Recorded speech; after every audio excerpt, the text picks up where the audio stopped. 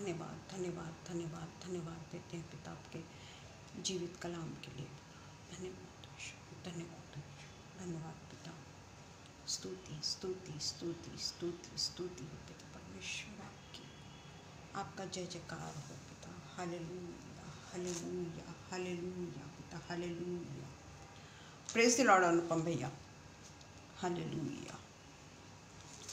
आइए हम प्रार्थना करें। Hallelujah hallelujah hallelujah hallelujah. पिता परमेश्वर, हम ये दिन के लिए आपके आभारी हैं पिता। आपका जय जयकार करते हैं, आपके हमदो सना करते हैं पिता परमेश्वर। आपने पिता परमेश्वर ये दिन को देखने के लिए आज के दिन हमको जीवित के भूमि में रखा पिता परमेश्वर, कि आज हम जीवित रहकर पिता परमेश्वर आपकी वचनों का प्रचार और प्रसार करने वाले हो सकते हैं पिता। आपने फिर से पिता परमेश्वर हमारे जीवन में ये संधि दी पिता परमेश्वर कि हम आपके वचन का मनन कर सकते हैं, हम आपके वचन को चिंतन कर सकते हैं। और पिता परमेश्वर वो वचन को पिता परमेश्वर बड़े ही लवलीन होकर, बड़े ही विश्वास के साथ पढ़कर पिता परमेश्वर जो भी कुछ हम बोलेंगे पिता, होने देना पिता परमेश्वर कि वो आपको एक सुगंध रूपी भावता हुआ बलिदान करके हम चढ़ा सकें पिता परमेश्वर, जिसमें पिता परमेश्वर कोई मिलावट ना हो पिता परमेश्वर। वो पवित्र पवित्र पवित्र वचन को पिता परमेश्वर हम इस तरीके से पेश करें कि उसमें कहीं पे भी पिता परमेश्वर कहीं पर भी बनावटीपना ना हो पिता परमेश्वर। हम जो भी बोले वो पिता परमेश्वर के अनुग्रह से बोलें। हम जो भी बोले वो पिता परमेश्वर जैसा हमसे बुलवाना चाहता है उसके अनुसार हम अपने वचनों को, यीशु मसीह के वचनों को पेश करने वाले हो सके बिना। पिता परमेश्वर बड़ी नम्रता के साथ में, दीनता के साथ में आज के दिन को हम आपके लिए अर्पित करते हैं और धन्यवाद देते हैं पिता परमेश्वर कि आज आपने हमको पिता परमेश्वर फिर से फरवरी के 10 दिन चले गए हैं, 2 महीना और 10 दिन नए साल को हो गया है पिता, और आपने अब तक हमको संभाले रखा है पिता। और आपकी उपस्थिति में जो पिता परमेश्वर हमको आनंद मिलता है वो पिता परमेश्वर आनंद का वर्णन हम नहीं कर सकते पिता। हम तो पिता परमेश्वर आपके वचनों को बांटने के लिए, चाहे हम किसी के भी सामने बोलें कि हमें वचन बोलने की संधि दे, वो पिता परमेश्वर वो हम मनुष्य से बात नहीं करते, बल्कि पिता परमेश्वर ये चाहता है कि हम सारा समय परमेश्वर के वचन में पूरे तरीके से लिप्त रहें पिता, और अपने विश्वास को दिन ब दिन बढ़ाते चले जाएं पिता परमेश्वर। आज हम विशेष करके प्रार्थना करते हैं पिता परमेश्वर अनुपम भैया की बेटी के लिए पिता परमेश्वर, जो कल पिता परमेश्वर जो डेली डिवोशन में पिता परमेश्वर प्रार्थना के एक आराधना का एक विषय था पिता परमेश्वर कि उनकी बेटी की तबीयत कुछ नासाज चल रही है पिता, और वो काफ़ी कमज़ोरी महसूस कर रही है पिता परमेश्वर। वो आप ही के भक्तों की बेटी है पिता परमेश्वर। अनुपम भैया और शबनम हमेशा ही सारा समय अपने आप को आपके प्रचार में और आपके इबादत में व्यतीत करते रहते हैं पिता परमेश्वर। हम पिता परमेश्वर उनके बेटी के लिए विशेष रूप से प्रार्थना करते हैं पिता कि उनके बेटी को जो भी कोई प्रॉब्लम है, शारीरिक जो भी कोई तकलीफ़ है पिता परमेश्वर, ये शारीरिक तकलीफ़ पिता परमेश्वर हम यीशु मसीह के जीवित पिता परमेश्वर पाँव पे रखते हैं पिता परमेश्वर, और प्रार्थना करते हैं कि वो बच्ची को पूरे तरीके से सिर से लेके पाँव तक पिता परमेश्वर चंगाई बख्श दे पिता परमेश्वर। और वो चंगाई दे पिता परमेश्वर जो पिता परमेश्वर संसार नहीं दे सकता, वो संसार जो पिता परमेश्वर कुछ नहीं कर सकता, केवल और केवल हमारा जिंदा खुदावंद ही इस चीज़ को जानता है कि हम किस चीज़ की गुजारिश कर रहे हैं पिता। हम पिता परमेश्वर किस चीज़ को मांग रहे हैं पिता, ये आप अच्छे से जानते हैं। और पिता परमेश्वर आपको ये भाता है कि कोई आपके सामने प्रार्थना रूपी बलिदान पिता परमेश्वर आपको चढ़ाए, और वही बलिदान आज हम पिता परमेश्वर वो बच्ची के लिए चढ़ा रहे हैं पिता परमेश्वर जो अपने शरीर में कमज़ोरी महसूस कर रही है। हम पिता परमेश्वर इसी समय यीशु मसीह के पिता परमेश्वर कोड़े खाने से पिता परमेश्वर वो बच्ची चंगी हो चुकी है और उसका जो भी कुछ कमज़ोरी है यीशु मसीह के नाम से निकल चुका है पिता। ये हमारा पूरा विश्वास है पिता। और हमने जितनी भी प्रार्थना की वो केवल और केवल प्रार्थना करना है करके नहीं, पर हम पिता परमेश्वर दिल के गहराई से पिता परमेश्वर एक मन और एक चित्त होकर यही प्रार्थना करते हैं पिता परमेश्वर कि वो आपकी बेटी है पिता। आपने पिता परमेश्वर उसको आज तक संभाले रखा है और पिता परमेश्वर आगे भी आप उसकी पूरे तरीके से रक्षा करेंगे, उसे पूरी चंगाई देंगे। यह हमारा पूरा विश्वास है पिता परमेश्वर। फिर से एक बार पिता परमेश्वर ये पेज के लिए हम आपको धन्यवाद देते हैं कि ये पेज ने आज हमको ये फिर से अवसर दिया कि हम आपके वचनों को बांटने वाले हो सके। विशेषकर पिता परमेश्वर अनुपम भैया और शबनम के लिए मैं प्रार्थना करती हूँ कि उनका पिता परमेश्वर और भी गहराई से आपके साथ में संबंध बहुत ज़्यादा पिता परमेश्वर घनिष्ठ हो जाए पिता।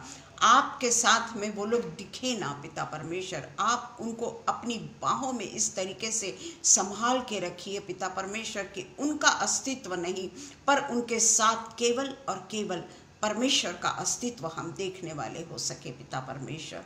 ये सारी विनती को पिता परमेश्वर हम हमारे उद्धारक यीशु मसीह के नाम से मांगते हैं, सुनिए और कबूल करिए। आमीन पिता, आमीन आमीन आमीन। Praise the Lord Shabnam. मैं वो बेटी का नाम भूल गई थी, मैंने पूछा था आपसे उसका नाम क्या है करके, तो कोई बात नहीं, प्रार्थना तो हो गई है। आज हम सीधा वचन में जाएंगे और वचन में जाने के पहले मैं उसका जो आज का जो वचन मैं बोलने वाली हूँ वो कनान देश के जो जासूस लोग हैं उनके बारे में बोलने वाली हूँ। मैं कनान देश के जो जासूस हैं उनके बारे में आज मैं आपको बताने वाली हूँ। इसमें हम देखते हैं कि किस तरीके से दो चीज़ों का वर्णन किया गया है, एक विश्वास एक अविश्वास, जो जिंदगी में हमारे साथ में चलते रहता है।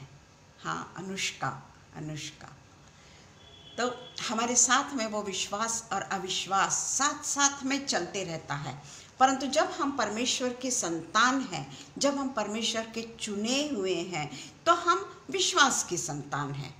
हम अविश्वास की संतान नहीं हो सकते, क्योंकि हमारे जीवन में विश्वास और अविश्वास ये दोनों साथ में नहीं चल सकते। क्योंकि जब हम जिंदे खुदावंद की संतान हैं, तो अगर हम अविश्वास में भी चलते हैं तो इस बात का हम पूरे तरीके से गंभीरता से सोचें कि क्या सचमुच में हम विश्वासी संतान हैं। और इसलिए यहाँ पर हम देखते हैं according to the command of the lord, किसके अनुसार जासूसों को भेजा गया? यीशु मसीह के कमांड, परमेश्वर के कमांड के अनुसार, पिता पुत्र और पवित्र आत्मा के कमांड के अनुसार वो जासूसों को कनान देश में भेजा जाता है। किसी मूसा ने कहा, वो बात अलग है कि मूसा ने जो परमेश्वर की इजाज़त के साथ में जो काम किया, परंतु परमेश्वर ने उसको वो काम करने के लिए बाध्य किया। परमेश्वर ने उसको इजाज़त दी और वो जो कमांड के अनुसार जो चेले जो हैं वो कनान देश को भेजे जाए, ये परमेश्वर की योजना में शामिल था। ये परमेश्वर की खुद की योजना थी कि कनान देश में वो जासूसों को इसलिए भेजना चाहता था कि इतने दिन तक जब वो परमेश्वर उनके साथ साथ में था, तो उस समय ये वो दिखाना चाहता था, परमेश्वर उनके विश्वास को परखना चाहता था कि ये जो जिन लोगों को मैं जासूस करके भेज रहा हूँ उनका विश्वास कैसा है। ये पिता परमेश्वर जानना चाहता था। ये चीज़ नहीं कि कनान देश के बारे में परमेश्वर को कुछ भी नहीं मालूम था, ये बात नहीं है। परमेश्वर अच्छे से जानते थे कि कनान देश कैसा है, क्योंकि मूसा को वो कहते हैं कि तुझे मैं वो देश में भेजूंगा जहाँ दूध और शहद की नदियाँ बहती है। तो ऐसा नहीं कि परमेश्वर नहीं जानते थे कनान देश के बारे में, परंतु उनको इन लोगों के विश्वास को देखना था।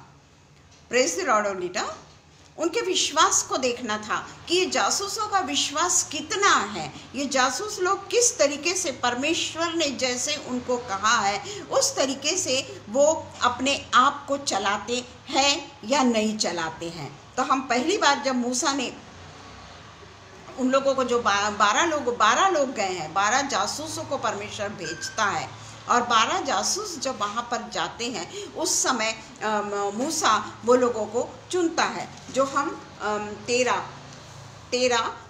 1 से लेकर हम 16 तक पढ़ते हैं कि किस किस लोगों को उसने चुना। तो हम इसमें सब लोगों का वर्णन तो नहीं करेंगे, पर हाँ एक ही व्यक्ति का मैं वर्णन करूँगी, और वो है यहोशू। सबसे आखिरी में लिखा है, वो 16 में लिखा हुआ है, यहोशू का नाम लिखा गया है।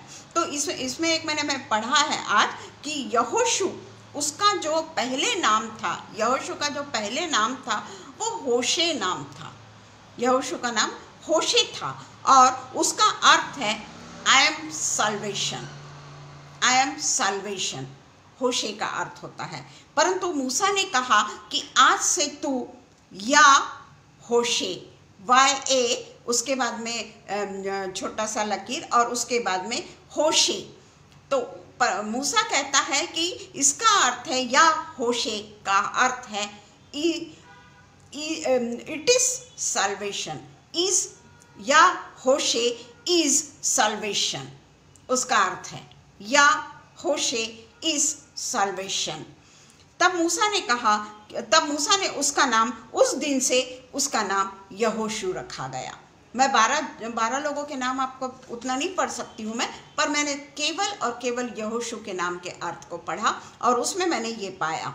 फिर हम देखते हैं गिनती, आगे हम चलेंगे क्योंकि अध्याय पूरा बड़ा है, तो पूरा तो नहीं ये कर सकूंगी मैं, फिर भी हम देखते हैं जितना हम बोल सके उतना हम देखते हैं कि गिनती 13 का, अभी अपन 13 ही चैप्टर पढ़ेंगे। अभी मैं 13 अध्याय आपको नहीं बताऊंगी, वचन बताऊंगी। कलम 17 से 20 हम देखते हैं कि 17 से 20 में किस तरीके से परमेश्वर को मूसा अपने अपने जासूसों को बताता है, और उसमें हम देखते हैं कि मूसा हमेशा कैसे और क्या, कैसा और क्या, जबकि मूसा सब चीज़ जानता था, फिर भी वो हमेशा क्वेश्चन मार्क है उसमें। मूसा कहता है, पहला मैं पढ़ती हूँ 18 में है कि वो पहाड़ी देश में जाकर उस देश को देख ले कि वो कैसा है।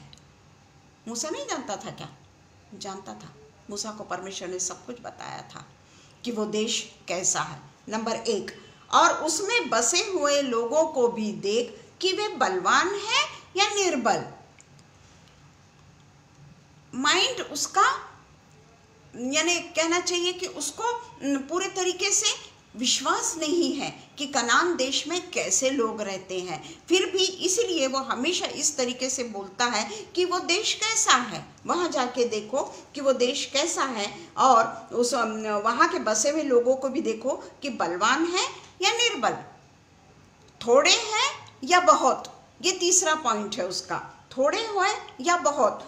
और चौथा है कि वहाँ के देश में बसे हुए लोग अच्छे हैं या बुरे। और उसके बाद में वो 5वें इसमें कहता है कि वे लोग तंबुओं में रहते हैं अथवा गढ़ यानी किलों में रहते हैं, ऐसा वो कहता है। उसके बाद में 6वें वचन में बोलता है, और वह देश कैसा है। देखिए हम 17 से लेकर जब पढ़ते हैं ना 20 तक, कैसा कैसा और कैसा ही आपको मिलेगा। वो कहीं नहीं कहता कि वो देश के लोग ऐसे हैं, वो देश के लोग वैसे हैं, वो देश के लोग बलवान हैं, वो देश के लोगों के पास में बहुत गढ़ में रहते हैं, बोल ऐसा नहीं। वो कैसा कैसा पूछता है, और वो देश कैसा है, उपजाऊ है या बंजर, और उसमें वृक्ष है या नहीं, डाउट, वृक्ष है या नहीं, और तुम हियाव बांधो चलो और उस देश के उपज में से कुछ लेते भी आना। यानी वो उपजाऊ है या नहीं, वो उसको आंखों से देखना चाहता है, जबकि परमेश्वर ने तो उसको बता दिया था, फिर भी वो अपनी आंखों से देखना चाहता है। कुछ लेते आना। वह समय पहली पक्की दाख का था। जब ये 12 चेले वहाँ पर जाते हैं, वो उस समय पक्की दाख का समय था। हम इसको देखते हैं कि किस तरीके से उसने जानकारी पाने की कोशिश के लिए कैसे उसने परमेश्वर के, जो परमेश्वर ने उससे पहले ही कह चुका था, उसके ऊपर अविश्वास करके कैसा क्या ऐसे वो क्वेश्चन करता गया। हम देखते हैं कि जब इस लैंड के बारे में इजराइलियों को कुछ भी नहीं मालूम था, कोई भी इस लैंड में 400 साल से, उसके पहले के 400 साल से किसी ने भी कनान देश में प्रवेश नहीं किया था। हम अगर उसकी हिस्ट्री देखेंगे तो इजरायलियों ने कभी भी 400 साल पहले से कनान देश में प्रवेश नहीं किया था। वो उनके लिए बिल्कुल एक अनहोना, अनजान देश था। तो इसके लिए हम पढ़ते हैं कि जब परमेश्वर ने ये निर्गमन 3 का 2 से 8 हम देखेंगे कि उसने फिर भी मूसा ने ये क्वेश्चन क्यों किया, जबकि वो सब कुछ जानता था। इसीलिए मैंने बताई कि वो क्यों और कैसे ये क्वेश्चन उसने क्यों किया, क्योंकि वो तो जानता था ना। प्रेज द लॉर्ड सिंह भैया। तो इसमें हम पढ़ेंगे निर्गमन 3 2 से 8। निर्गमन का 3 2 से हम 8 में देखेंगे कि परमेश्वर मूसा के साथ में, हम अच्छे तरीके से जानते हैं कि स्वर्गदूत जो रहता है वो भेड़ बकरियों को चराता था और वह जंगल की पश्चिम जा रहा था, और परमेश्वर के दूत ने एक कटेरी झाड़ी के बीच में से आग की लौ में उसको दर्शन दिया। पहले स्वर्गदूत दर्शन देता है। वहां पर जब वो देखता है मूसा कि वो झाड़ी में आग तो लगी हुई है, झाड़ी में अंगार तो लगी हुई है, पर वो झाड़ी जल क्यों नहीं रही है, जल नहीं रही है वो। और देखा कि झाड़ी जल रही है पर भस्म नहीं होती है, अंगार जरूर लगी हुई है वहां पर कहीं पे भी वो भस्म नहीं हो रही है। तब मूसा ने कहा, मैं उधर जाकर इस बड़े आश्चर्य को देखूंगा कि वह झाड़ी क्यों नहीं जल जाती। फिर चौथा वचन है, जब यहोवा ने देखा कि मूसा देखने को मुड़ा चला आता है, तब परमेश्वर ने झाड़ी के बीच से उसको पुकारा। अब स्वर्गदूत बाजू में हो गया, अब परमेश्वर सामने आया और वहां से झाड़ी के बीच में से उसको पुकारता है और कहता है, हे मूसा, हे मूसा। मूसा ने कहा, क्या आज्ञा? उसने कहा, इधर पास मत आ और अपने पांव से जूतियों को उतार दे, क्योंकि जिस स्थान पर तू खड़ा है वह पवित्र भूमि है। यहाँ परमेश्वर ने जब मूसा को दर्शन दिया, उसके बाद में हम मूसा के एक्सक्यूजेस को देखते हैं। मूसा उस समय काम करने को तैयार नहीं था, इतना होने के बावजूद भी मूसा जिम्मेदारी लेने को तैयार नहीं था। उसके पहले कहा ये, उसने कहा खड़ा है वह पवित्र है। फिर उसने कहा, मैं तेरे पिता का परमेश्वर और अब्राहम का परमेश्वर, इसहाक का परमेश्वर और याकूब का परमेश्वर हूँ। अपनी वो आइडेंटिटी परमेश्वर उसको बतला रहे हैं। तब मूसा ने, जो परमेश्वर की ओर से देखने से डरता था, अपने मुंह को ढांप लिया। उसके बाद में हम पढ़ेंगे इसी निर्गमन 13 का 5 में हम पढ़ेंगे कि यहाँ पर परमेश्वर अब क्या कहते हैं उससे। यहाँ वो निकल चुका है, फसह के पर्व के विधि सब कुछ हो चुकी है। अब हम पढ़ते हैं 13 का 5।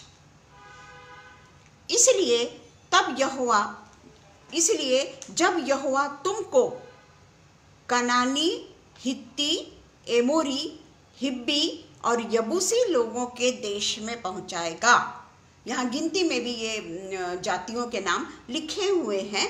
पहुंचाएगा, जिससे देने को उसने तुम्हारे पुरखों से शपथ खाई थी, जिसमें दूध और शहद की, मधु की धाराएं बहती रहती है।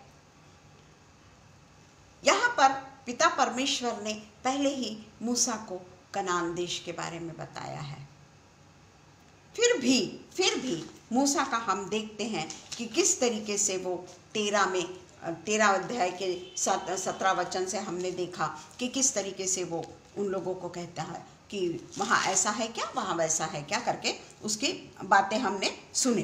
और ये जो आह्वान जो है ना, जो बताया था उसने कि परमेश्वर ने उसको जो बताया था कि वहाँ मधु और दूध की नदियाँ बहती है, उस समय उसने परमेश्वर के जो परमेश्वर ने उससे कहा था कि लोगों को लेकर निकल जा, तब वो लोगों को लेकर निकल चुका था। यानी वो परमेश्वर के काम को उसने शुरू कर चुका था।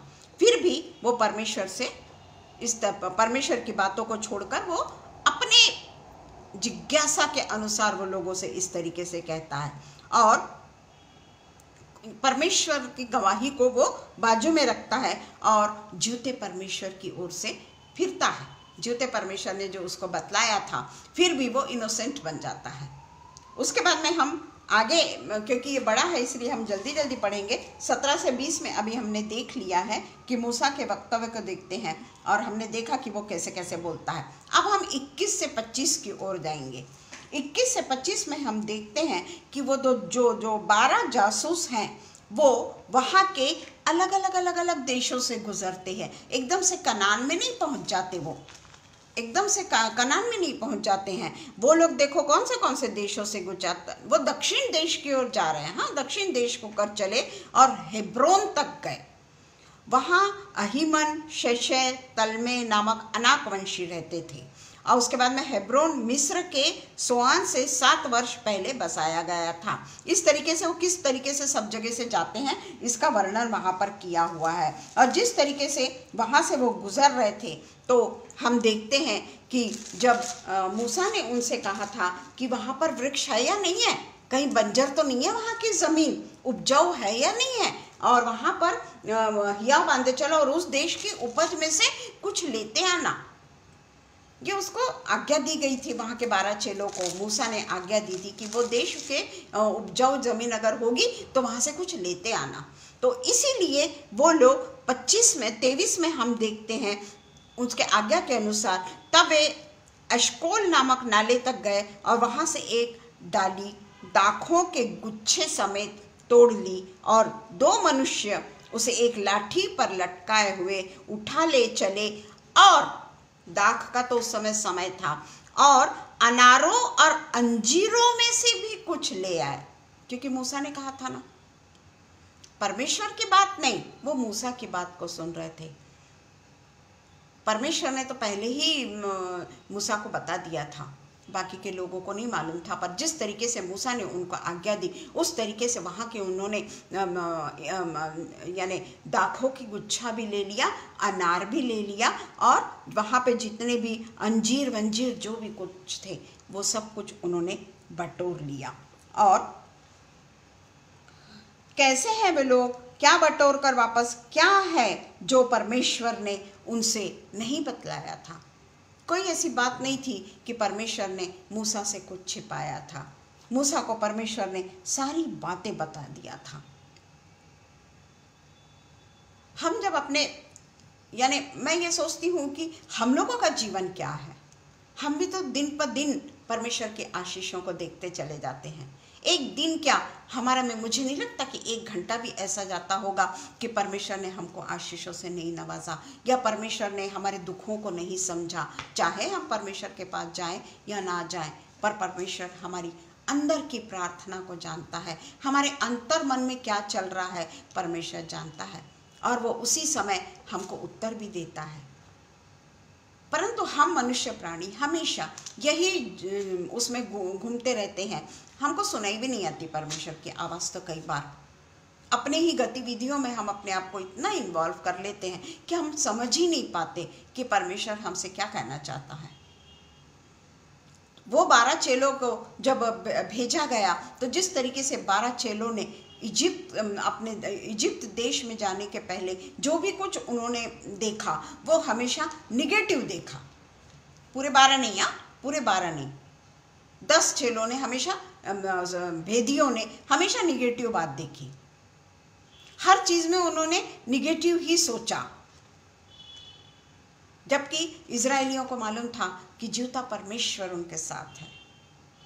किस तरीके से उन्होंने समुद्र को पार किया, किस तरीके से बादल का खंबा बनता था, किस तरीके से उनके खाने पीने का इंतजाम होता था, उनके कपड़े तक परमेश्वर ने फटने नहीं दिए। परंतु ये सब बातों को छोड़कर वो चेले, वो जो भेदिए थे, वो केवल और केवल निगेटिव बात ही सोचते रहे, निगेटिव बात ही सोचते रहे और वही बटोरते रहे जो मूसा ने उससे कहा था। मूसा ने उनसे जो कहा था उपज में से जो भी करना है उस दिन वही वो करते रहे। और उनको वहाँ पहुँचने के लिए 40 दिन और 40 रात लगा। 25वां वचन है ये कि 40 दिन के बाद वे उस देश का भेद लेकर लौट आए। अब यहाँ पर वो लोग लौट आए हैं। 40 दिन वो लोग वहाँ पर थे। 40 दिन रहने के बावजूद भी उन्होंने परमेश्वर की इनायत को नहीं समझा कि परमेश्वर उनके साथ साथ में चल रहा है। परमेश्वर उनका हाथ पकड़े हुए है। 40 दिन में कई उनको तकलीफ़ें आई होगी ना, ऐसा नहीं कि ऐसे ही वो बिना तकलीफ़ के चले गए। उनको काफ़ी दिनों तक चलना है, काफ़ी दिनों तक वो देश के पार जाने के लिए उनको 40 दिन का जब समय लगा तो मुसीबतें उनको भी आई होगी। परंतु क्या उस समय परमेश्वर ने उनको नहीं संभाला? क्या परमेश्वर उनके साथ नहीं था? तभी तो वो पहुंच पाए ना वो देश में, क्योंकि परमेश्वर उनको चाहता था कि वो देश में वो जाएं। वो देश जो इजरायलियों ने 400 साल पहले से, 400 साल के बाद भी अभी अभी जाकर वो देख रहे हैं। सिर्फ 12 लोग कनान देश में जा रहे हैं, परंतु उनका विश्वास ही नहीं था परमेश्वर पे। वो तो केवल मूसा की आज्ञा समझ के जा रहे थे। वो समझ रहे थे कि ये केवल मूसा की आज्ञा है और उसकी आज्ञा यानी मूसा यानी उनका गुरु, उसकी आज्ञाओं का वो पालन कर रहे थे। हमारा भी ऐसे ही, हम भी ऐसे ही करते हैं कि हम परमेश्वर से ज़्यादा प्रीस्ट पे भरोसा करते हैं। मैं ये नहीं बोलती कि उन पे भरोसा नहीं करना चाहिए, परंतु हम उनके ऊपर डिपेंड रहते हैं। हम उनके ऊपर डिपेंड रहते हैं। जिस तरीके से हम देखते हैं कि जब प्रार्थना का निवेदन दिया जाता है ना, तो चर्च के सब लोग प्रार्थना करते हैं, हर कोई प्रार्थना करता है। मुझे नहीं लगता कि ऐसा निवेदन देने के बाद में एक भी व्यक्ति ऐसा होगा जो प्रार्थना नहीं करता होगा। प्रार्थना करते तो होंगे ना प्रार्थना, परंतु जब मौका आता है तो हम देखते हैं कि जो निवेदन जो दिया गया है वो जब ठीक हो जाता है तो वो किसका नाम लेता है? वो पूरी कलीसिया का नाम भी नहीं लेना है, परंतु हाँ, चर्च के लोगों ने प्रार्थना की, कलीसिया के लोगों ने प्रार्थना की। जिस तरीके से सतवीर का निवेदन मैं देती हूँ, तो मैं ये नहीं बोलूँगी कि अनुपम भैया और शबनम ने प्रार्थना की करके सतवीर ठीक हो गया, क्योंकि उसके लिए जिन जिन लोगों को मैंने निवेदन दी, हर किसी ने दिल के गहराई से प्रार्थना की। और हम अच्छे से जानते हैं कि सतवीर के जीवन में क्या क्या परिवर्तन आ रहा है। अभी उसके एंडोस्कोपी भी नहीं हुई, अभी परसों के दिन ही उसमें कुछ तो भी डालते हैं, बैरन क्या बोलते हैं मालूम नहीं, वो शरीर में कोई दवाई छोड़ते हैं वो लोग, तो शरीर में उसकी दवाई छोड़े। और आज ही वो मुझको बता रहा था कि डॉक्टर ने उससे कहा कि थोड़ा थोड़ा जूस पियो, और वो अभी जूस पीने लगा है। दिन में उसको 3-4 बार वो जूस पी लेता है। तो ये किसके कारण हुआ? डॉक्टर के कारण हुआ क्या? या केवल मैंने एक आधे व्यक्ति को बोली क्या प्रार्थना करने के लिए, या मैं एक आधे व्यक्ति को धन्यवाद दूं क्या? शबनम और अनुपम भैया को ही धन्यवाद दूं क्या? मैं उनको धन्यवाद दूंगी, क्योंकि उन्होंने तो डेली डिवोशन में भी शबनम ने प्रार्थना की थी सतवीर के लिए। तो ऐसे ही प्रार्थना जितने लोगों को मैंने दी हूँ निवेदन, सबने किया ना उसके लिए प्रार्थना। किसी को बुरा नहीं लगता है, मैं ये नहीं कह रही हूँ कि बुरा लगता है, पर हम परमेश्वर से प्रार्थना करते हैं। हम परमेश्वर से प्रार्थना करते हैं, हम परमेश्वर के सामने निवेदन रखते हैं। तो हमको मनुष्यों को धन्यवाद देने की जरूरत नहीं है। हमको तो ये धन्यवाद देना है कि सब ने मिलकर जो प्रार्थना की, एक आधे व्यक्ति ने नहीं, सब ने मिलकर जो प्रार्थना करी, उसी के कारण रोगी बच जाएगा। उसमें लिखा हुआ है कि रोगी बच जाएगा। तो हमको सबके सब लोगों को ये कहना है, बतलाना है कि भाई उन्होंने भी तो प्रार्थना की थी ना। जैसे मैंने बड़ी ही यानी सिंसियरली आप लोगों के सामने एक रिक्वेस्ट रखी थी हमारे गुजरात के पास्टर के लिए, बहुत ही सिंसियरली मैंने रिक्वेस्ट रखी थी और मैंने भी दिल के गहराई से प्रार्थना की थी। पता नहीं उस समय परमेश्वर ने मेरे को ऐसी आत्मा दी थी कि मैं उसके लिए, उनके लिए मैं बहुत प्रार्थना करी, बहुत परमेश्वर से मैं गिड़गिड़ा के मांगती रही, और वही काम सब लोगों ने किया। पर परमेश्वर की इच्छा कुछ और थी ना, परमेश्वर की इच्छा उसके जीवन के लिए कुछ और थी ना। तो हम ये नहीं बोल सकते कि परमेश्वर ने हमारी प्रार्थना नहीं सुनी। परमेश्वर ने उसको जरूर उठा लिया, परंतु परमेश्वर ने प्रार्थना सुनी। हो गया था उनका समय, परमेश्वर के पास में सो जाने का समय उनका आ गया था, जो सबके लिए एक बहुत अच्छी खबर है कि अगर हम जीते भी हैं तो हम इसलिए जीते हैं कि हम जब तक जी रहे हैं तब तक हम परमेश्वर के लिए जीवित बलिदान चढ़ाते रहें, क्योंकि मृत्यु तो हमारे लिए खुशी की बात है। इस दुनिया से चले जाना, कूच कर जाना, ये हमारे लिए बहुत खुशी की बात है। पर कूच करने के पहले जो समय हमको परमेश्वर देता है ना, कूच करने के समय पहले जो हमको समय मिला है ना, उसको हमको परमेश्वर के लिए व्यतीत करना है। निगेटिव कन्फेशन नहीं, पॉजिटिव कन्फेशन में जाना है। निगेटिव कन्फेशन अगर करेंगे तो हम कभी आगे नहीं बढ़ पाएंगे, और परमेश्वर हमारी प्रार्थना का उत्तर भी सोचेगा कि यह हमेशा ही निगेटिव सोचता है। परमेश्वर हमको कन्फेशन करने, परमेश्वर हमारे साथ में काम पे काम हमारी प्रार्थना पे प्रार्थना सुनते चले जाता है। फिर भी कोई भी थोड़ा सा भी अगर ये हो गया, हम एकदम से निगेटिव कन्फेशन करने लग जाते हैं। हम भूल जाते हैं कि हमारे पिता को कितनी ठेस पहुंचेगी उसके लिए। हमारे पिता कितने, यानी बेचारे वो गुस्सा तो नहीं होते पर दुख होता है ना उनको।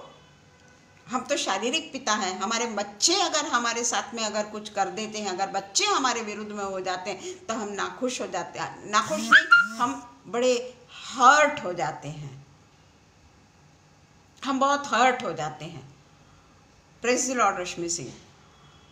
तो फिर पिता परमेश्वर का क्या, उसको तो हम दिन में कई बार हर्ट करते रहते हैं, फिर भी पिता परमेश्वर हमारी हर प्रार्थनाओं का उत्तर देते रहता है। जरूरी नहीं कि पिता परमेश्वर ने उसको बचाया नहीं तो मेरी प्रार्थना का उत्तर नहीं सुना गया, या आप सब लोगों की प्रार्थना का उत्तर नहीं सुना गया, या हमारे चर्च के लोग जो भी उनके लिए प्रार्थना कर रहे थे उनका उत्तर नहीं सुना गया, ऐसा नहीं है। परमेश्वर की इच्छा थी उसको अपने पास में बुलाने की, और परमेश्वर ने उनको अपने पास में बुलाया। तो क्या हम ये बोलेंगे कि हमारी प्रार्थना का उत्तर तुमने क्यों नहीं दिया? वो तो उसके लिए दुनिया से कूच करने का समय था। दुनिया से कूच करके चले गए वो परमेश्वर के पास में। कितने साल उन्होंने परमेश्वर की सेवा की, और कोरोना से वो उनकी गुजर गए वो। तो इसी तरीके से हम जब देखते हैं कि देश का भेद लेकर वापस इजिप्ट को अब वो लौट रहे हैं।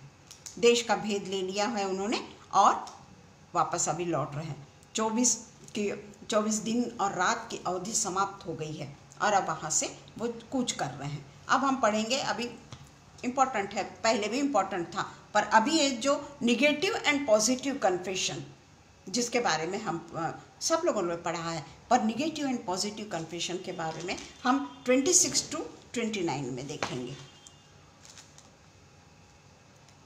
पूरा तो नहीं पढ़ूंगी मैं, जो आवश्यक है उसको पढ़ेंगे अपन। और मूसा और हारून और इजरायलियों की सारी मंडली के पास में वो 12 लोग पहुंचे। यहाँ पे लिखा हुआ है कि वो सारे लोग उस देश में गए जहाँ तूने उनको भेजा था। वहाँ से वो लौटकर अभी इजिप्ट में मूसा और हारून के पास में पहुँचे हैं, और उनको और सारी मंडली को संदेशा दिया और उस देश के फल उनको दिखाए, जो फल वो लेकर गए थे। क्योंकि मूसा ने कहा था ना कि जितनी भी उपज वहाँ पर होती होगी वो भी लेकर आना।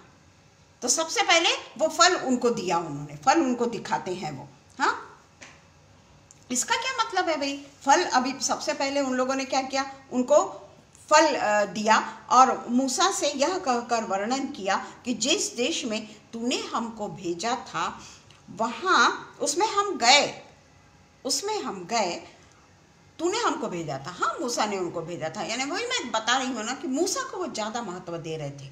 वो परमेश्वर के आज्ञा के अनुसार मूसा ने इन लोगों को भेजा, पर उनका ऐसा था कि परमेश्वर उनके जीवन में कहीं कोई महत्व नहीं रख रहा था। उनके जीवन में मूसा का महत्व था। उनके जीवन में जिस तरीके से हमारे जीवन में कई ऐसे लोग होते हैं, महत्व, मैं ये नहीं बोलती कि प्रीस्ट को हमने वो नहीं करना चाहिए, वो परमेश्वर का अगुवा है, परमेश्वर के द्वारा चुना हुआ है, परंतु हमारे लिए परमेश्वर महत्वपूर्ण है। परमेश्वर के पास ले जाने का रास्ता जरूर उन्होंने हमको दे दिया, एक मार्ग उन्होंने हमको बतला दिया। हमारे पास्टर ने हमको एक मार्ग बता दिया कि हमको सच्चाई पे चलना है, जीवन पे चलना है, मार्ग, सत्य और जीवन के पीछे पीछे हमको जाना। उन्होंने हमको एक मार्ग दे दिया। अब हमको परमेश्वर के मार्ग पर चलना है, किसी मनुष्य के बताए हुए मार्ग पर नहीं चलना है। क्योंकि परमेश्वर का वचन नहीं कहता कि मनुष्य मार्ग और सत्य और जीवन है।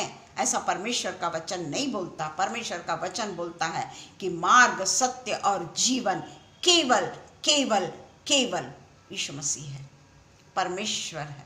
हमको उनके पीछे चलना है। पर यहाँ देखो यह क्या होता है, मूसा को यह कर कि जिस देश में तूने हमको भेजा था ना, वहाँ दूध और शहद की नदियाँ तो बहती है। बिल्कुल तूने बराबर बोला, और उसकी उपज में से ये हम तेरे लिए कुछ लेकर आएगा। तो यहाँ पर हम देखते हैं कि ये जो काम का ये जो परमेश्वर का मिशन उनको दिया गया था। परमेश्वर तो सब कुछ जानता था, पर परमेश्वर ने उनको एक मिशन दिया था, ये कनान देश में जाने के लिए। और परमेश्वर जानता था कि ये लोग कितने लोग निगेटिव कन्फेशन करेंगे और कितने पॉजिटिव करेंगे, पर परमेश्वर उनके विश्वास को परखना चाहता था। और वो जो मिशन उनको सौंपा गया था उस पर उन्होंने विश्वास ना करते हुए, परमेश्वर के मिशन पर उन्होंने विश्वास ना करते हुए, इज़राइलियों की ओर से ये मिशन उनको मिला है ऐसा उन्होंने सोचा, या मूसा के द्वारा ये मिशन उनको दिया गया है ऐसा उन्होंने सोचा कि मूसा उनका जो गुरु था उसने हमको ये काम बोला है, ये काम परमेश्वर का है, उन्होंने नहीं सोचा। कहता है वो, कहते हैं यहाँ पर कि जहां तूने हमको भेजा मूसा को, ये निगेटिव कन्फेशन की मैं स्टेप बाय स्टेप आपको बता रही हूं आज कि कैसे कैसे उन्होंने निगेटिव कन्फेशन किया, किस किस चीज को उन्होंने महत्व दिया। यहाँ वो मूसा को महत्व दे रहे हैं, परमेश्वर के मिशन को ना सोचते हुए वो सोच रहे हैं कि ये मिशन हमारे गुरु ने हमको दिया है और इजरायली की ओर से हमें सौंपा गया। ये सोचकर उन्होंने अपनी रिपोर्ट को, जो भी कुछ उनको देना था अपनी रिपोर्ट, वो मानवीय दृष्टिकोण के अनुसार दिया। अपना जो भी कुछ वो रिपोर्ट वो मूसा को दे रहे थे ना, वो मानवीय दृष्टिकोण के अनुसार दे रहे थे। कहीं पे भी उसमें स्वर्गीय दृष्टिकोण उनके पास में नहीं था। 10 लोगों के पास में स्वर्गीय दृष्टिकोण नहीं था। उनके पास में केवल और केवल मानवीय दृष्टिकोण, मानवता की आंखों से उन्होंने सब कुछ देखा, शारीरिक आंखों से उन्होंने सब कुछ देखा। उन्होंने आत्मा की आंखों से नहीं देखा। आत्मिक आंखें उनकी तो बंदी थी, गए तब भी बंद थी, उसके पहले भी बंद थी, और जब वो देश में चले गए, देश का सब कुछ देख लिए, तब भी उनकी मानवीय आंखें ही सब कुछ निहार रही थी। सब कुछ वो लोग मानवता के दृष्टिकोण से देख रहे थे। परमेश्वर के दृष्टिकोण के अनुसार उन्होंने कुछ भी नहीं देखा। परमेश्वर से उन्होंने कहीं प्रार्थना नहीं की, परमेश्वर को कहीं उन्होंने दंडवत नहीं किया कि पिता परमेश्वर तेरी आज्ञा के अनुसार आज हम कनान देश में आए हैं, जिस कनान देश में इजरायलियों ने कभी भी पांव नहीं रखा था, कभी इजरायलियों ने कनान देश के बारे में नहीं जाना था, ना ही वहाँ पे पांव रखा था। वहाँ पर अगर 12 लोगों को समय मिला है पांव रखने का कनान देश में, 12 लोग वहां पर जो गए हैं, तो क्या मूसा के अनुसार मूसा ने उनको बचा के लेकर गया क्या 40 दिन और 40 रात? मूसा उनके साथ था क्या? जीवित परमेश्वर उनके साथ था। जीवित परमेश्वर ने उनकी रक्षा की थी 40 दिन और 40 रात। और पिता परमेश्वर इसीलिए इन लोगों को, जासूसों को भेजते हैं। वो उनके विश्वास को परखना चाहते थे, देखना चाहते थे कि ये लोग कहते क्या करते हैं। अब हम देखते हैं कि वो परमेश्वर के दृष्टिकोण के अनुसार उन्होंने अपनी रिपोर्ट को नहीं दी। वो कहते हैं कि सचमुच वहां पर दूध और शहद की नदियां बहती है। जो परमेश्वर ने प्रॉमिस किया वो सच में सही है। जो परमेश्वर ने बोला था ना कि वहां पे दूध और शहद की नदियां बहती है, वो बिल्कुल सही है। मानते हैं कि वहां पे दूध, देखते ही है ना वो लोग, वहां पे उसका दूध और शहद की नदियां, यानी क्या उसका यानी फ्लरिश कंट्री थी। वो अपनी आंखों से देख कर आए हैं भाई, तो उसका इनकार तो नहीं कर सकते ना। वो अपनी आंखों से देख कर आते हैं कि किस तरीके से वहां पर पूरे तरीके से परमेश्वर ने वो देश को किस तरीके से आशीषों से भरा था। ये देखते हैं वो लोग, पर वहां के लोग कैसे थे, पर प्रॉमिस किया, परंतु फिर भी इतना सब देखने के बावजूद भी, अभी जैसे मूसा का क्या और कैसे हमने देखा, अब यहाँ हम देखेंगे फिर भी अविश्वासियों के कहने के अनुसार वहां पे सचमुच में नदी तो बह रही है, फिर भी यानी सब कुछ परमेश्वर ने जो कहा, जितने आश्चर्य कर्म उन्होंने देखे और सब कुछ परमेश्वर का आप से, जैसे जैसे परमेश्वर ने उनको मिस्र देश से निकाला, हर चीज को उन्होंने देखे, हर चीज को उन्होंने उपयोग किया, हर चीज को उन्होंने देखे, फिर भी उनका कहना ये था कि इन सब के बावजूद उनका उत्तर हम 28 और 29 में पढ़ेंगे कि उनका उत्तर क्या था। फिर भी नदी बह रही है, फिर भी 28 और 29 में वो क्या कहते हैं। परंतु आ गया यहाँ पे, क्योंकि पिता परमेश्वर का दृष्टिकोण नहीं था ना उनके आंखों में, तो वो कहते हैं परंतु उस देश के निवासी बलवान है, यानी परमेश्वर के लोग कमजोर हैं, एक्सेप्ट कर रहे हैं, वो लोग मान लिया है उन्होंने कि हम उनके सामने निर्बल हैं। पिता परमेश्वर का कहीं कोई उनके मन में नहीं है, बलवान है, और उसके नगर के गढ़ वाले, और उसके नगर में गढ़ वाले, और उनका नगर बहुत बड़ा है, किलों से घिरा हुआ है पूरा, वो कनान देश पूरा किलों से घिरा हुआ है, और दक्षिण देश में अमलोकी बसे हुए हैं। देखिए, हमका इसके बावजूद वहां के लोग बहुत बलवान हैं, ही हम लेंगे अभी कि वहां के लोग बहुत ही बलवान हैं। और दूसरा वो कहते हैं बी में कि वहां का नगर जो है ना वो बहुत बड़ा है और चारों ओर से किलों से घिरा है। क्यों? क्योंकि उनका बताने का तरीका ये था कि हम उस देश को नहीं लड़ सकते, हम उस देश को नहीं जीत सकते, हम तो कमजोर हैं, वो तो बलवान है, हम उस देश को नहीं जीत सकते। ये इस तरीके का अविश्वास, निगेटिव फेथ उन लोगों का देखिए, और वो किलों से घिरे हुए हैं। डर गए ना वो लोग, वहां का सब कुछ देखकर वो डर गए, क्योंकि वो मानवीय दृष्टिकोण लेकर आए थे, मानवीय दृष्टिकोण लेकर भी गए थे और मानवीय दृष्टिकोण वापस भी लेकर आए। वहां पे तो भाई अनाकवंशीय लोग रहते हैं जो बहुत बलवान हैं, बहुत ऊंचे हैं, बहुत लंबे चौड़े हैं, हम तो उनके सामने कुछ भी नहीं।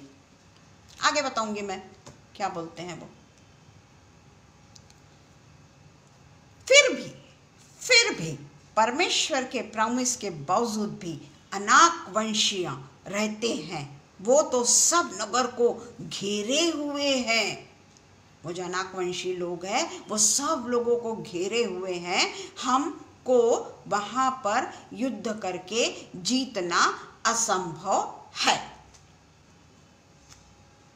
सीधा सीधा है कि हम वहां पे जीत नहीं सकते।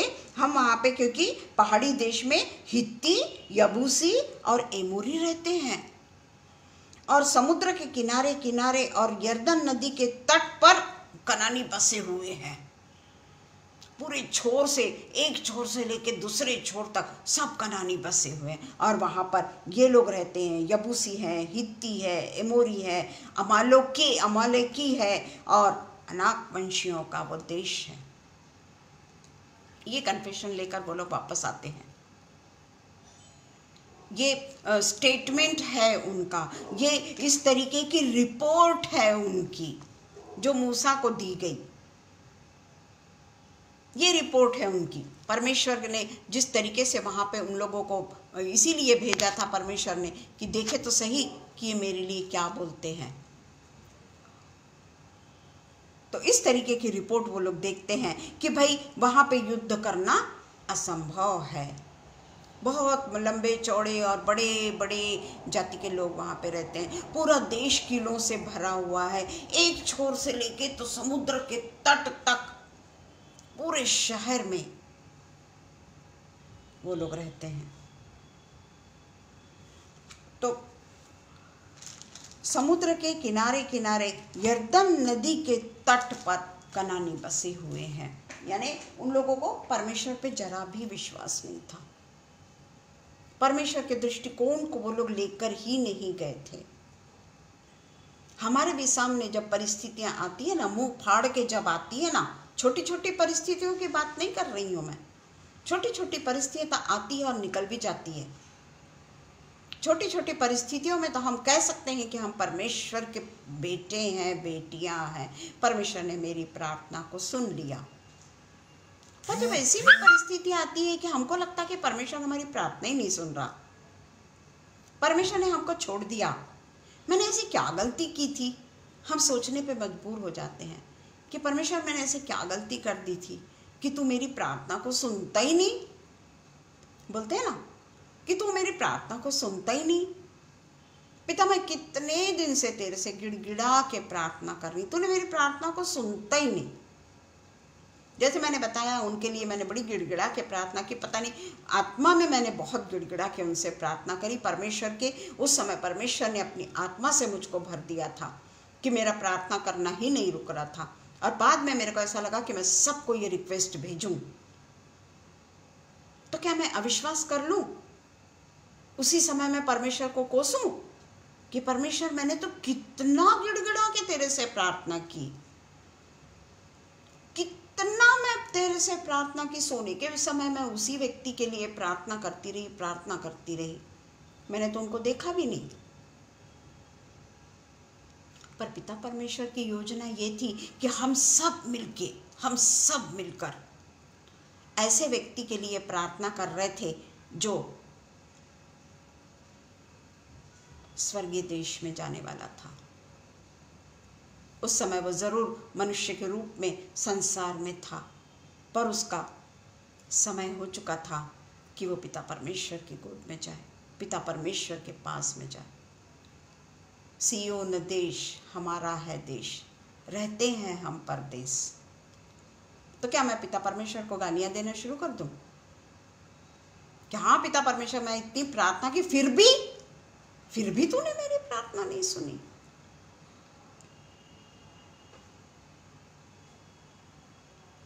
ऐसा नहीं है प्रियो। कभी भी अगर हम निगेटिव कन्फेशन करते हैं ना, तो हम परमेश्वर के जन नहीं।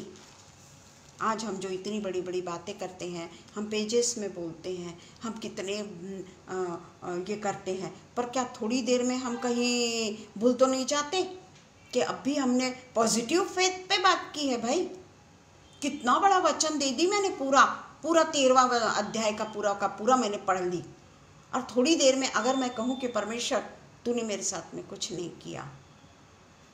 Praise the Lord Renuka sister, तो क्या होगा? परमेश्वर क्या मुझसे प्रसन्न होगा? क्यों हम सोचते हैं कि जो हमने मांगा है वही परमेश्वर की भी योजना है, और वो परमेश्वर अगर हमको नहीं देता है तो हम इमीडिएटली परमेश्वर को कोसते हैं। जिस तरीके से अगर हम मानवीय दृष्टिकोण से अगर हम प्रार्थना करें ना, इसमें परमेश्वरीय दृष्टिकोण कहीं नहीं है, तो हम जरूर परमेश्वर को कोसेंगे, क्योंकि हम ये सोचेंगे कि मैंने प्रार्थना की। लोग क्या सोचेंगे कि वाह, रीता की प्रार्थना तो सुना ही नहीं परमेश्वर ने, इतने लोगों को प्रेयर रिक्वेस्ट भेजी, किसी का भी प्रेयर नहीं सुना परमेश्वर ने। क्या परमेश्वर कान का बहरा हो गया था क्या? पर हम ये भूल जाते हैं कि परमेश्वर की योजना हमसे बेहतर होती है, यहाँ पर भी हम कालेब और जो यहोशू के बारे में अभी देखेंगे कि किस तरीके से 10 लोगों ने जो निगेटिव कन्फेशन दिया, और वो हमेशा हाँ वहाँ ऐसा तो है, हाँ वहाँ वैसा तो है, सच में वो देश ऐसा है, फिर भी हम कुछ नहीं कर सकते। हम तो बलहीन है ना, वो तो बहुत ऊंचे पूरे और ताकतवर है। उनके देश में सच में दूध और शहद की नदियां बहती है, पर हम वहां नहीं जा सकते क्योंकि वहां अनाकवंशी रहते हैं भाई।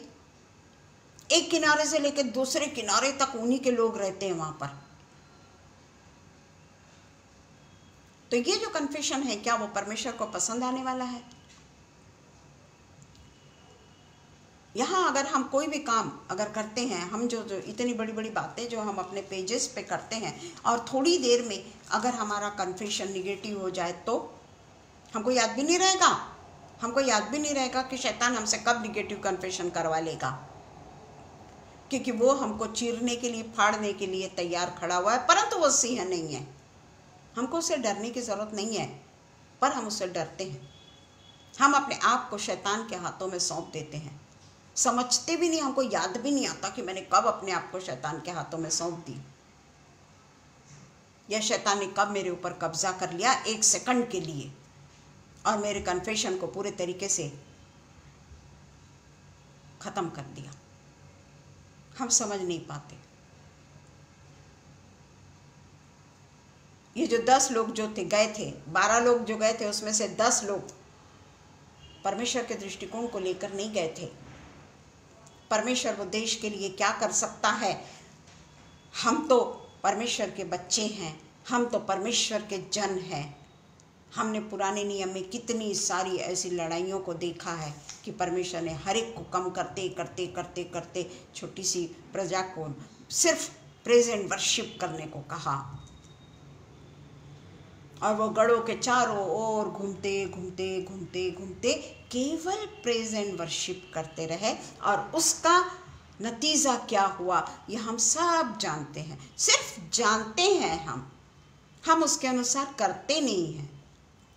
हम जानते हैं ना कि परमेश्वर ने क्या किया, कैसी परिस्थितियों को बदला परमेश्वर ने।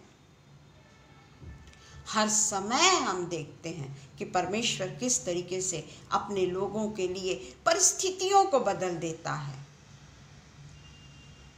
पर फिर भी हमारा फेथ कालेब और यहोशू जैसा कभी तो भी हुआ।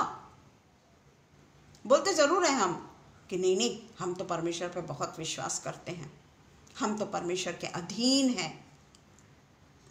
सच्चाई क्या है, हमको पता भी नहीं चलता कि हम कब निगेटिव कन्फेशन कर देते हैं। ऐसा समय वो हमारा चुरा लेता है। 1 सेकंड का समय ही उसके लिए काफ़ी है, शैतान के लिए 1 सेकंड का समय उसके लिए काफ़ी है। और वो उन्हीं लोगों को खोजता है जो परमेश्वर के दर्शी हैं, जो परमेश्वर के पीछे पीछे चलना चाहते हैं, क्योंकि बाकी तो उसी के संतान हैं, उनको नहीं तकलीफ देता, पर वो तकलीफ उनको देता है जो उसके संतान नहीं है ना, इसलिए वो उनको तकलीफ देता है। और हम भी उसमें अधीन हो जाते हैं। हमको नहीं समझता कि हम कब हुए। मैं अगर याद भी करूं अभी ना, तो मेरे को याद भी नहीं आएगा कि मैं इसके पहले, कुछ देर पहले मैं कब अधीन हो गई बाबा, मैंने कब निगेटिव कन्फेशन कर दी। अब हम देखते हैं, टाइम हुआ जा रहा है, अरे बाप रे 29। अब हम देखते हैं, ये निगेटिव कन्फेशन हो गया। अब जो हम पॉजिटिव कन्फेशन के बारे में पढ़ लेते हैं। अब हम केलेब के बारे में देखते हैं। केलेब का फेथ हम अब देखेंगे, किस तरीके का उसने फेथ रखा परमेश्वर ने। उसके फेथफुलनेस के बारे में हम पढ़ते हैं कि वो बहुत ही बलवान है। और वो कहता है कि जो लोगों ने कहा है ना कि वहाँ के वासी बहुत ही बलवान हैं, वो उन लोगों को बता रहा है कि अब कि भाई वहाँ के लोग, इतना लिखा नहीं हुआ इसमें, पर मैं पढ़ी हूँ इसको, मैंने स्टडी की हूँ, तो वो कहता है कि वहाँ के लोग सचमुच में बहुत बलवान हैं।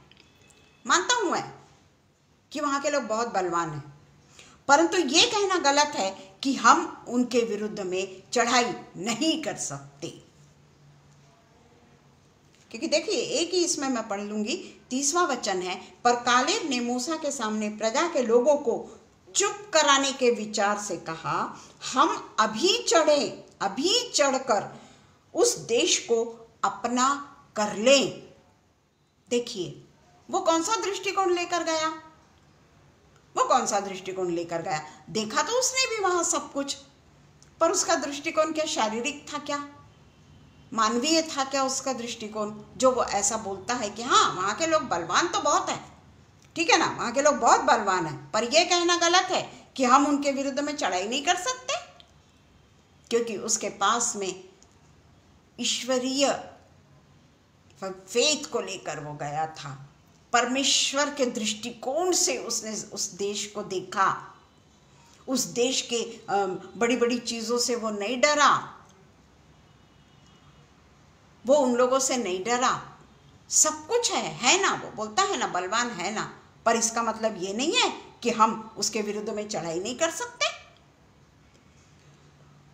हम अभी चढ़कर उस देश को अपना कर लें, क्योंकि निस्संदेह, एक एक शब्द को बड़े बारीकी से देखिए, निस्संदेह, उसमें कहीं पे संदेह करने की उसने जगह ही नहीं रखा। कालेब ने कहीं पे उसने संदेह करने की जगह नहीं रखा। निस्संदेह हम में ऐसा करने की शक्ति है।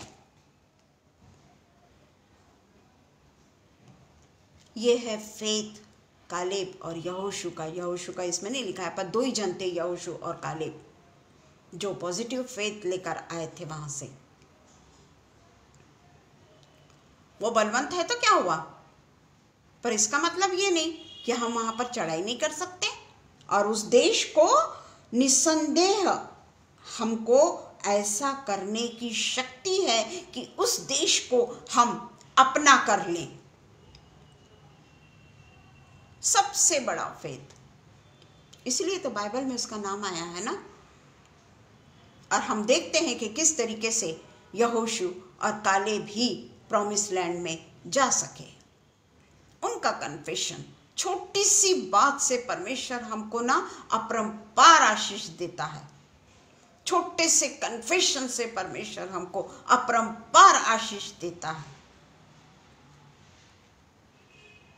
सब लोग जानते हैं कि पिता परमेश्वर हमको अपरंपार आशीष देता है या नहीं देता है। हर कोई जानता है। पॉजिटिव फेथ अगर हम रखते हैं तो पिता परमेश्वर हमको परमेश्वर के लिए चुनता है, जो मेरे जीवन में हुआ है। परमेश्वर की सेवा के लिए उसने मुझको चुना। उस समय तो शायद मेरे मिस्टर जब निगेटिव फेथ भी रखती थी उस समय, ऐसा नहीं कि नहीं, थक गई थी मैं 4 साल। पर उसके बाद में जब मैंने पिता परमेश्वर को पुकारा, पिता परमेश्वर ने मेरी आवाज को सुना। उसी तरीके से कालेब के जो वक्तव्य को पिता परमेश्वर ने सिर आंखों पर उठा लिया।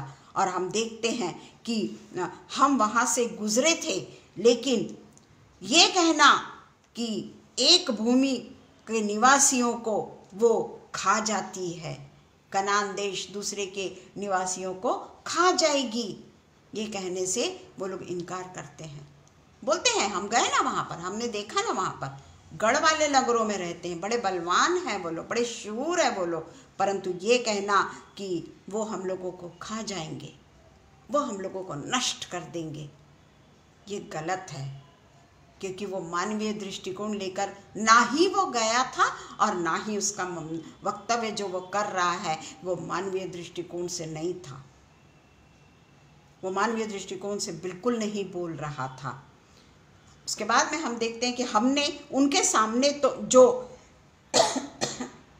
जायंट के जैसे जो लोग दिख रहे थे, हमने भी देखा कि वो लोग जायंट के जैसे ऊंचे पूरे अनाक वंशीय लोग, अलग अलग लोग हैं वहाँ पे जो बहुत बलवान दिखते हैं, जो बहुत ऊंचे पूरे हैं, पर हम उनके समान टिड्डी के समान दिखाई पड़ते हैं। ये गलत है।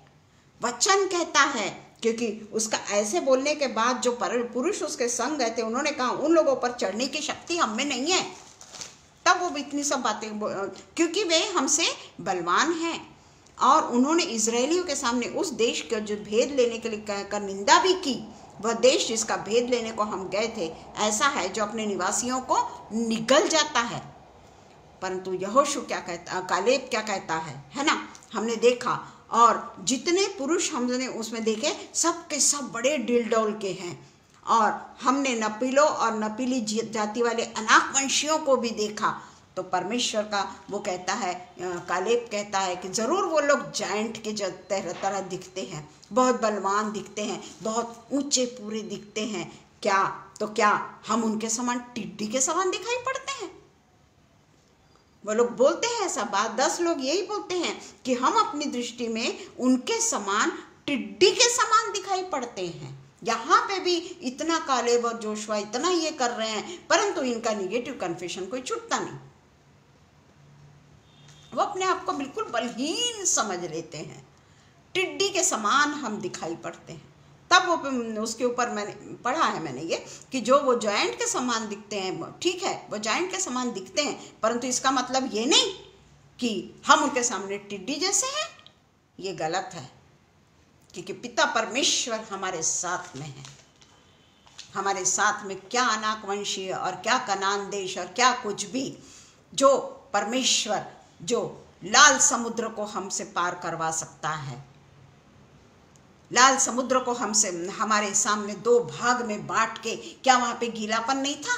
समुद्र जब दो भाग में बट गया तो क्या वहां गीलापन नहीं था? पर वो सूखी जमीन पे चल चल के अपने बच्चों को निकालता है, सूखी जमीन कर देता है, और वो जमीन से वो लोग गुजरते हैं। वो भूल गए ये जासूस लोग, पर यहोशू और कालेब ने याद रखा ना। और जैसे ही उनके मिस्री लोग, फिरौन का वो राजा वहां से जब आता है तो फटाक से समुद्र फिर से पानी आ जाता है उसमें। फिर वो लोग तो कमजोर नहीं है ना। फिर यहोशू और कालेब ने ये चीज को याद रखा कि हम कमजोर नहीं हैं, हम टिड्डी नहीं हैं। हमको तो पिता परमेश्वर ने किस तरीके से बचा के अपने देश से हमारे देश में लाया है, प्रॉमिस किया है उसने हमको प्रॉमिस लैंड देने का। तो ये फेथ लेकर वो बोलते हैं कि चाहे वो कितने भी जायंट क्यों ना हो, हमारा पिता परमेश्वर है ना हमारे साथ में। हम टिड्डी कैसे हो सकते हैं? हम असहाय कैसे हो सकते हैं? हम हार कैसे सकते हैं? अभी हम जाकर वहां पे चढ़ के चढ़ाई करेंगे और उस देश को अपना कर लेंगे, क्योंकि निसंदेह हम में ऐसा करने की शक्ति है। ये आज का वचन है, आज का वचन है ये हमारा, कि निसंदेह हमको हर परिस्थिति में विजय पाने की पूरे तरीके से हमको आशा नहीं है। हम पूरे तरीके से यानी कहने का मतलब कि हम कर सकते हैं, आशा नहीं है हमको, हम करेंगे, क्योंकि जीवित परमेश्वर ने हमारे दामन को पकड़े हैं। भरोसा तो करो परमेश्वर पे, परमेश्वर पे भरोसा तो करो, एक बूंद तो भरोसा करो कि किस तरीके से वो हमारी सारी परिस्थितियों से हमको बाहर निकालता है। पॉजिटिव फेथ केवल 2 लोगों ने रखा और कनान देश में प्रवेश किया, कनान देश में प्रवेश किया। परमेश्वर ने उनके जो विश्वास की अवहेलना नहीं की, उन्हीं दोनों को परमेश्वर ने कनान देश में पहुंचाया। जो वहां से मिस्र से निकले हुए थे, उनके साथ में निकले हुए थे, उनमें से 2 जन कनान देश में पहुंचते हैं। बाकी तो उनके बच्चे ये वो सब होते हैं, बाकी को तो परमेश्वर सबको खत्म कर देता है। तो ये जो भरोसा है ना, दोनों भी अविश्वासी और विश्वासी एक ही जगह से आए थे। ये सब जो अविश्वासी लोग थे और जो विश्वासी थे वो एक ही जगह से आए थे। पर हम देखते हैं कि 10 के ऑपोजिट 2 लोग, 10 लोगों के ऑपोजिट 2 लोग होते हैं और परमेश्वर उनको विजय देता है, संपूर्ण विजय देता है। तो आज हमारे भी साथ में हम भी अगर पूरे तरीके से बेखटके परमेश्वर पे झुक जाएं, बेखटके परमेश्वर को निहारें, चाहे परिस्थिति हमारे सामने पहाड़ के जैसी कैसी ना हो, विकराल क्यों ना हो, चाहे बेटी की तकलीफ आज हमको लग रही है कि वो काफ़ी कमज़ोर हो गई है, नहीं, पर हमारा फेथ ये होना चाहिए कि वो कमज़ोरी में भी पिता परमेश्वर की सामर्थ उसके ऊपर सिद्ध होगी। पिता परमेश्वर अपनी शक्ति उसको देगा। वो बलहीन नहीं है, वो सामर्थी है, सामर्थी पिता की वो संतान है। तो सामर्थी परमेश्वर के सामने हम यही बोले कि पिता परमेश्वर की वो संतान है, कोई भी कमजोरी उसके सामने नहीं आ सकती, कोई कमजोरी उसको नहीं हरा सकती। ये तो सब शरीर के वो हैं कि भाई कमजोरी आ गई है, पर पिता परमेश्वर शरीर को भी संभालने वाला परमेश्वर है। जीवित परमेश्वर बड़ी से बड़ी बीमारियों से हमको दूर ले जाने वाला परमेश्वर है, उस पर हम विश्वास तो करें। आइए हम प्रार्थना करें।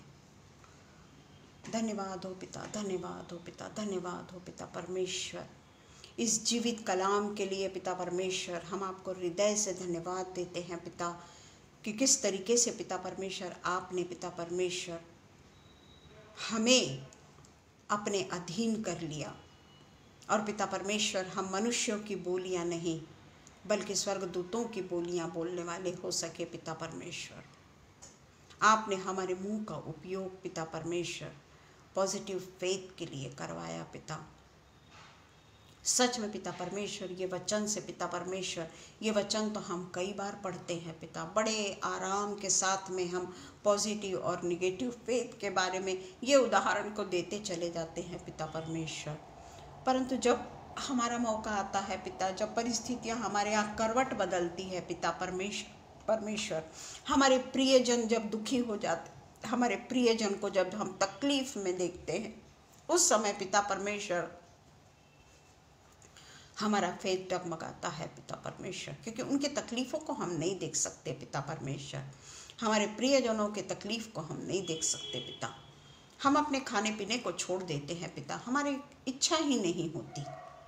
पर आज हम सच में पिता परमेश्वर कोई भी बात के लिए निगेटिव फेथ को ना लें पिता परमेश्वर। और पिता परमेश्वर कैसी पिता परमेश्वर परिस्थितियों को बच्चे के लिए बदलेगा हम समझ भी नहीं पाएंगे पिता परमेश्वर, कि किस तरीके से परिस्थिति पूरे तरीके से पलट गई।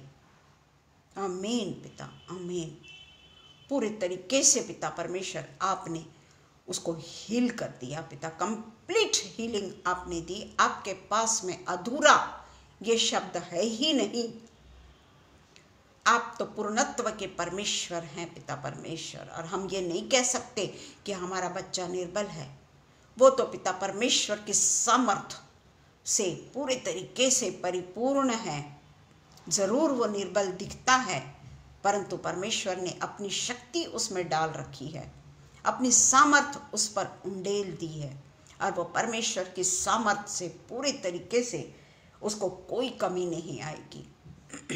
उसके शरीर में कहीं कोई हमको गलत असर नहीं दिखेगा, बल्कि वो पूरे तरीके से परमेश्वर की आराधक है वो, और परमेश्वर पर विश्वास करके सब परिस्थितियों से वो मात कर जाएगी, और पिता परमेश्वर उसके साथ रहेगा।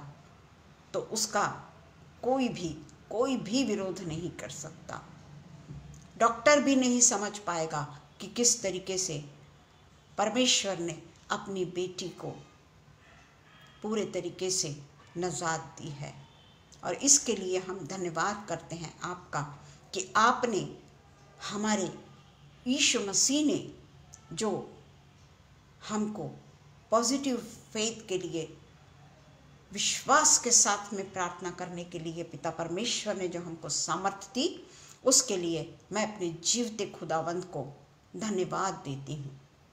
आज के दिन के लिए मैं परमेश्वर को धन्यवाद देती हूँ कि जो वचन हमने पिता परमेश्वर आपके आत्मा से होकर बोला, वो आत्मा के अनुसार ही हम चलने वाले हो सके पिता परमेश्वर।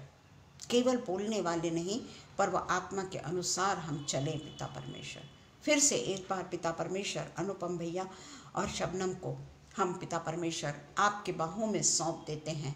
उनके साथ होइए, उन्हें सदा पिता परमेश्वर यीशु मसीह के लिए एक जीवित बलिदान के रूप में जो वो काम कर रहे हैं पिता, वो काम को पिता परमेश्वर आप देख रहे हैं पिता, और वो काम उनकी जिंदगी जब तक इस दुनिया में है, जब तक आपने उनको इस दुनिया में रखा है, अंतिम समय तक वो लोग दोनों आपकी सेवा में लगे रहें पिता परमेश्वर। पिता परमेश्वर, हम धन्यवाद देते हैं कि ये पेज पर आकर जो आपने हमको मौका दिया वचन बोलने का, उसके लिए भी हम आपको धन्यवाद देते हैं। और पिता परमेश्वर, ये प्रार्थना हम हमारे परम पिता प्रधान यीशु मसीह के नाम से मांग लेते हैं। सुनिए और कबूल करिए। आमीन पिता, आमीन, आमीन। धन्यवाद हो सबका, जितने भी उपस्थित हैं उन सबका मैं धन्यवाद देती हूँ। और उसके बाद में भी जो ये वचन को पढ़ेगा, परमेश्वर उन पर आशीष दे। Praise the Lord.